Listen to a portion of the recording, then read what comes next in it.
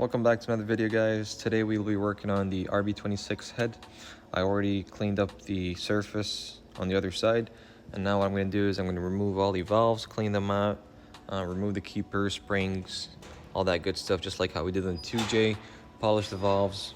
Alright, so we have all 12 exhaust valves out, which is this side here. Now the intake valves are left. I'm going to do the same thing, and then we'll put them on the drill, just like how we did with the 2J, and clean them up and polish them as well.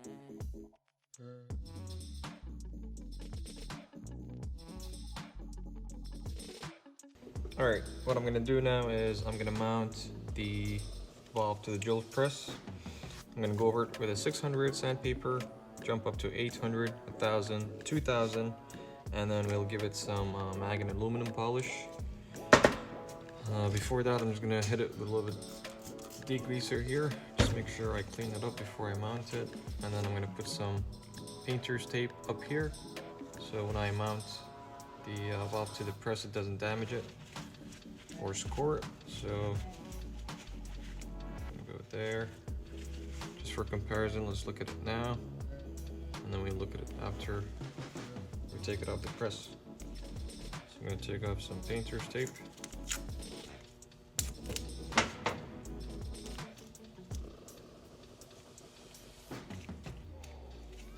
Head.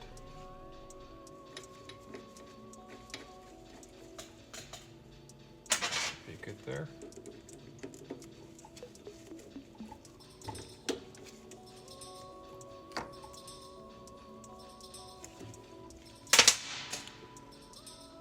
Now I'm going to start it, go over it with sandpaper, make sure it's wet. I'm not going to take off too much material, and then later on we'll have to lap the valves to the cylinder head. So for now, let's clean up all the valves and we'll take the next step after.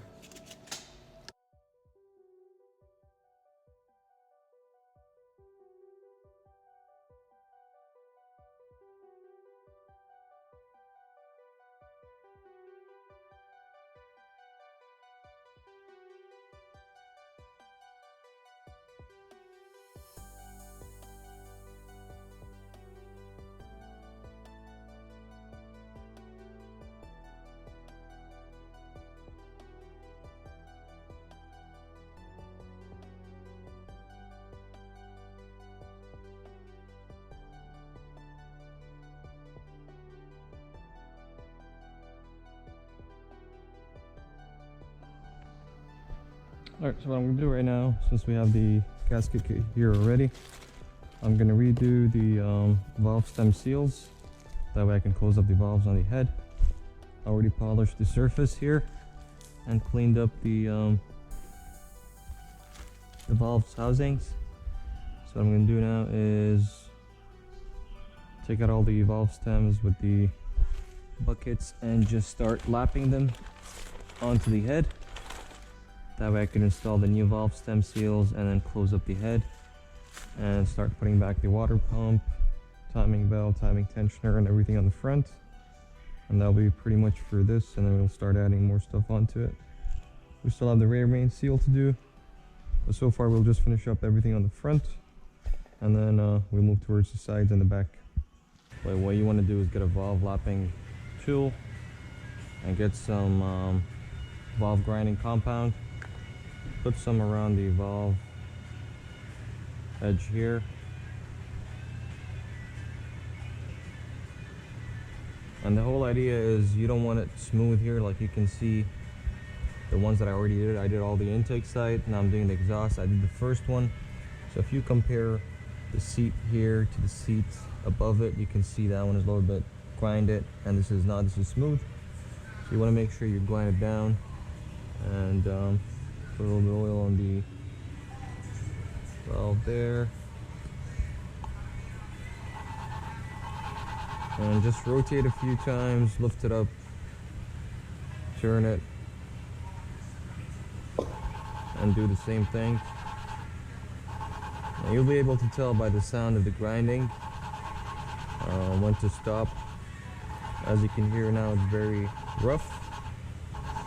But slowly, once we start grinding it, the sound changes, the pitch. and really you would get the feel of it. So make sure you spend some time on this because this will be important. You don't want any idle issues or any leaks.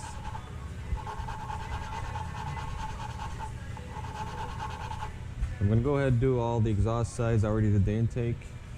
There's 10 more left, and then we're gonna start putting the valves in, the valve seals, and just close up the whole head and put it back on the block. As you can see there, that this is what we need. This is our finish. That way it will seal up properly, and the valves are all in the same seats. You can't swap them. So once you grind them down, make sure you know which number it goes in. And we're gonna move on to all the others, and I'll start recording once I'm done.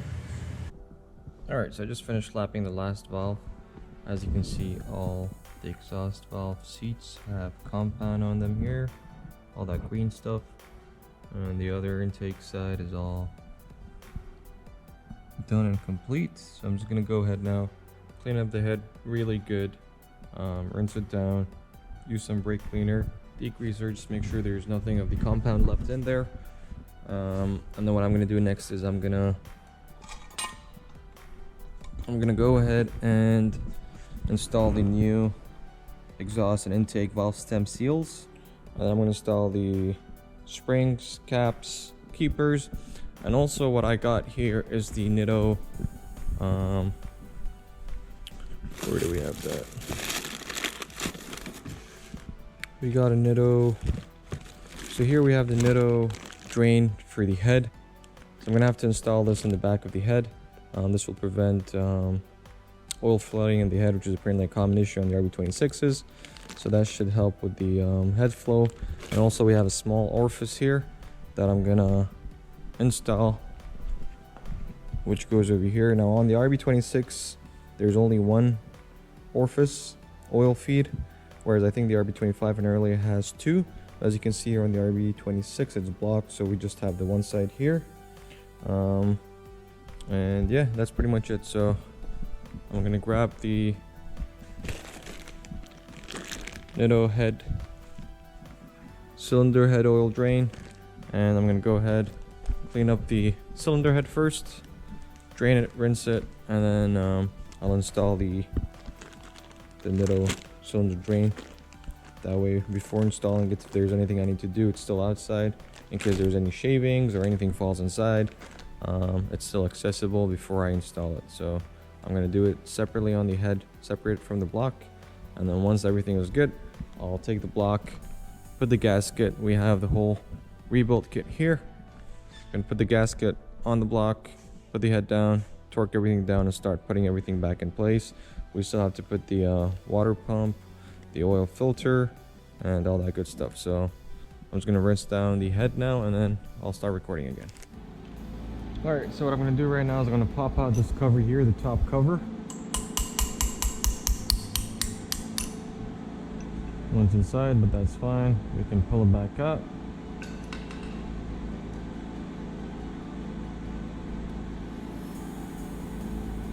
Or we can actually just pull it out from the side here.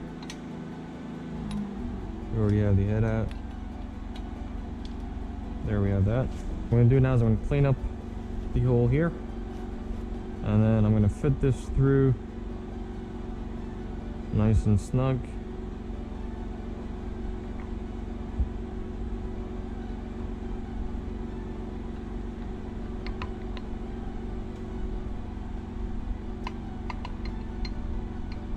And there we have that. Let's make sure it's straight.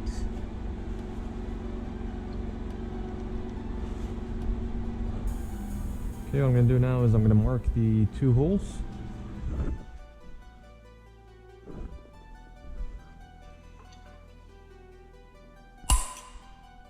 As the first punch there. The second one, now we can take this out.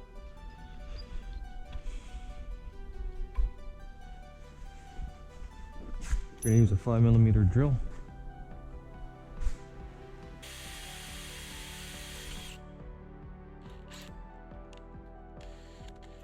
Now we're gonna get an M6 by one tap. You always want to make sure whenever you're tapping, use some grease on the threads.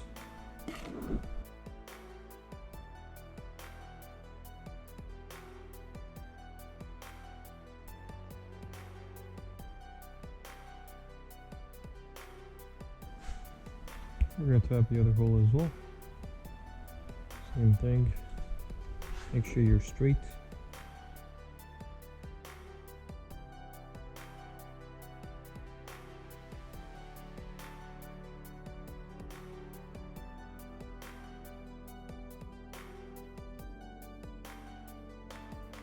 So I cleaned up the whole head. I already prepared the rear. I drilled and tapped for the Nitto cylinder drain that we're going to install. Right now I'm going to use the valve stem seals. Now just remember the exhaust side is bigger than the intake, and you can already see the difference here. This is the exhaust side. So what I'm going to do is I'm going to open it up, come down here, put all these right here. We're going to have the first valve stem seal here. We're going to use 6.5 millimeter. I'm going to dip the whole thing in oil and then go ahead in here and just push, and there we have it. It's installed. We're going to do the same thing for everything else.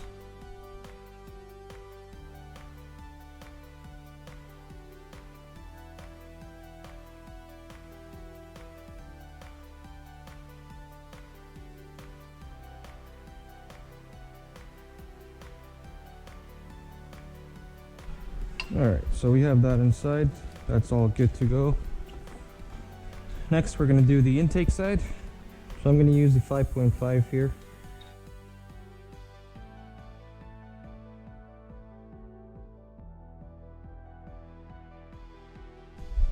So you want to make sure you feel it popping when you're pushing it in.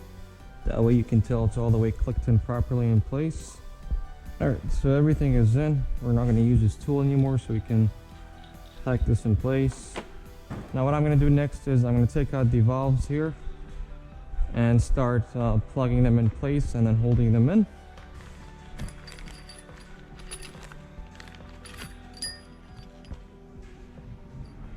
Now it's very important when you install this, you make sure the marking is in the bottom side. So this is our marking. This is going to be bottom. Move it up a little bit. Just make sure nice and smooth.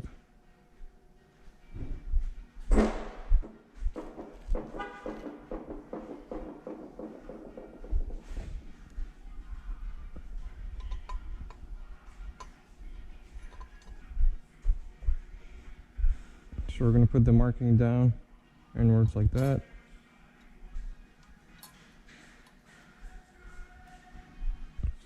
So the way I like to put the keepers back in place is I just put the keepers in and then get a big socket, and that way I just put pressure on the spring. Now you want to make sure you hold the valve from down so it doesn't move.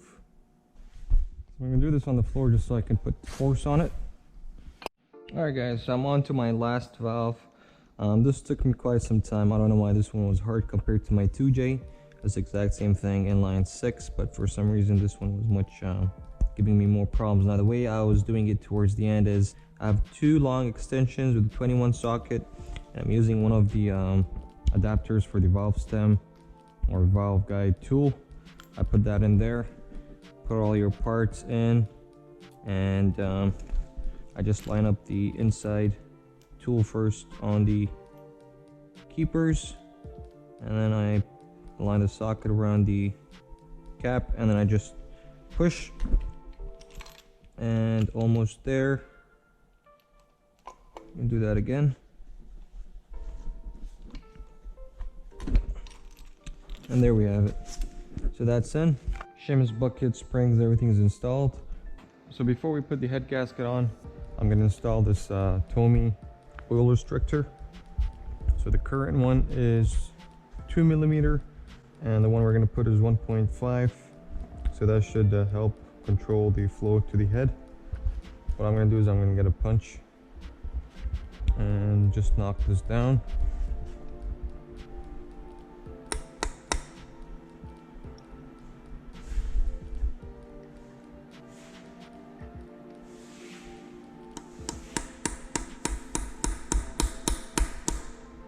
I'm going to knock this down about 5 millimeter. So we're going to go a little bit more. So there's two sides to the oil restrictor. There's a chamfered side and there's a flat side. The chamfered side is going to go inwards, so we're going to put that there, and then I'm going to hammer it in slowly.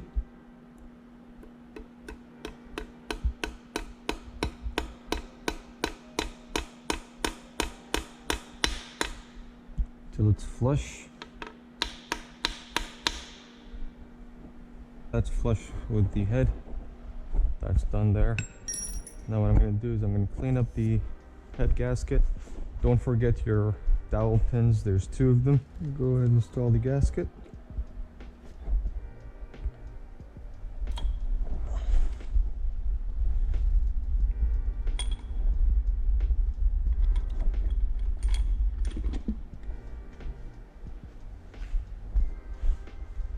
I had my head bolts all aligned the same way they came out.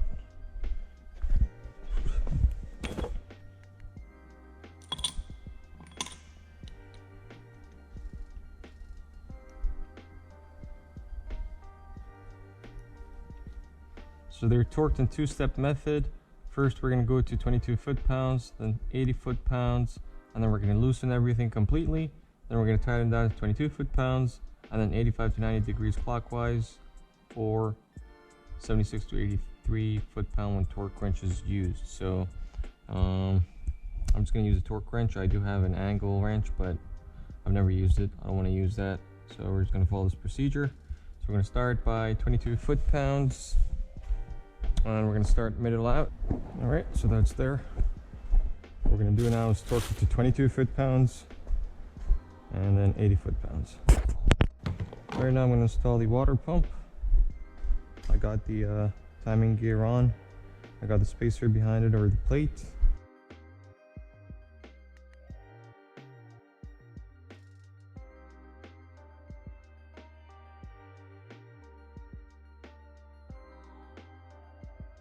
Alright, so once we apply the sealant, we have about 5 minutes to install it. My water pump here.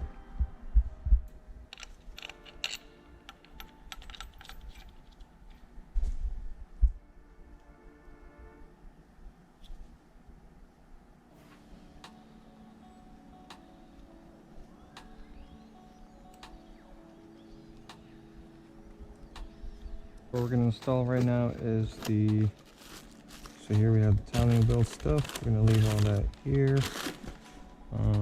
Baffle plates, timing belt here. That's the clutch.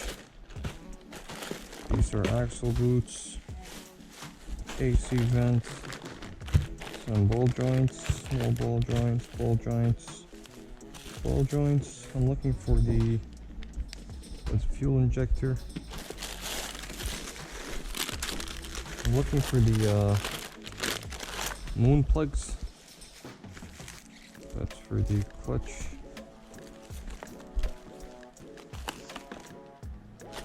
There they are. So these 2 moon plugs go on the back here.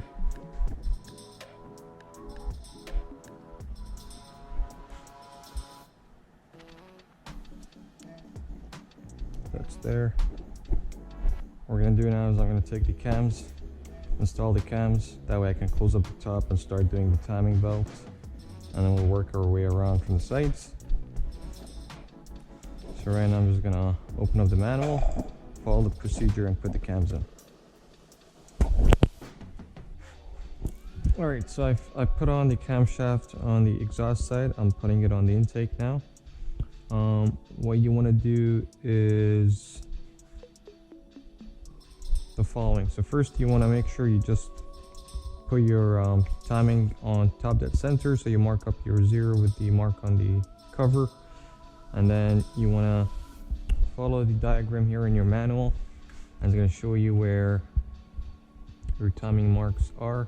So there you are, you need to be approximately in that range there, which I did. And then the way you tighten those caps is you start from the first one, last one, second last, and they keep moving towards the center. Now the only reason is if you go in sequence, you could snap the camshaft in half, because you're putting force on the lifters and the buckets. So make sure you go in sequence and follow the manual. And if you guys by any chance got your caps mixed up, don't worry, because there's markings on them. So here it says E1 exhaust 1, E2, E3, E4, E5, E6, E7, and then same thing here, I1 intake 1, intake 1, intake 7, and so on. So I'm going to show you guys how to do the intake side. So we already put the first, we put the last, we're going to go second one. I'm going to put some assembly lube.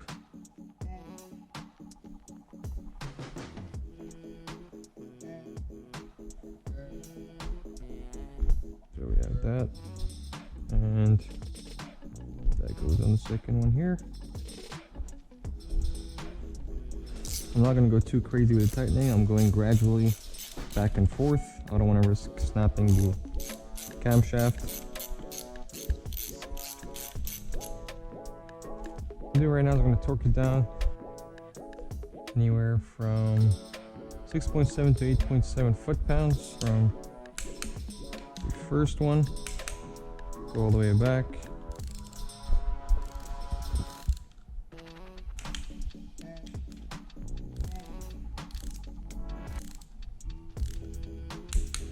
Come back second. Do the second last and work your way slowly inside. And if you're not sure which way this goes, really could go only one way. Because if we put it like that, everything is cleared. If we flip it, you're going to see one side comes out towards the side of the cover. That's not good. So you want to go this way here. Put your washer first, then your spring washer, then your nut. Same thing on the other one, washer, spring washer, and then the nut. We're just going to torque it down to the same torque value.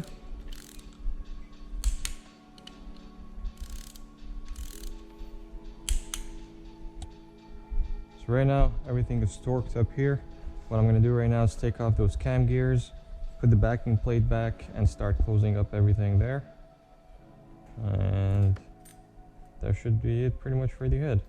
And then we'll take off the pulley, take off the timing cover, and put on the tensioners and the timing belt.